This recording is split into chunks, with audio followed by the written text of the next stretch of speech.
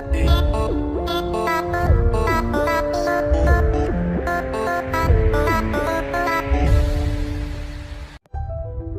san menene Baba Fuel? Ina jin ki. Na rantse da Allah a duniyar nan ba namijin da nake so kamar kai.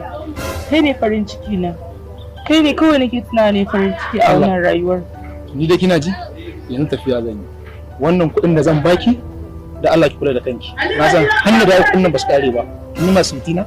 Haka ne amma ka sani kuɗi ba zai taɓa mai gurbin ka ba. Kuɗin nan suna da yawa. Fitina. Ki rike su kin ji? An gani? Kai? Wannan waye? Bawan Allah lafiya mana tsaye kawai ka zo ka tsaya mana. Sabar dan soyayya ne. Sabar dan soyayya. Sani Romeo. Kinga. Dan rike mun. Ji hankalinsa ga nan zuwa.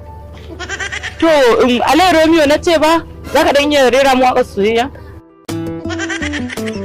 Okay, ka shigo gida. Dawa da ke na fara haduwa, da na ya aure tattini. Da gaskiya kina burgini, jikin sako kallabi yana tafe da hankali. Da dawa uwar miya, sai da ke ake miya, in babu ke ko ba miya. Au! Lokacin da yana da ko. Ai ko gashi kama kai kama da yan dako din kuwa. Rayuwa ta dan juko. Lokaci yayi min tsako. Wahala ce ban yi ba.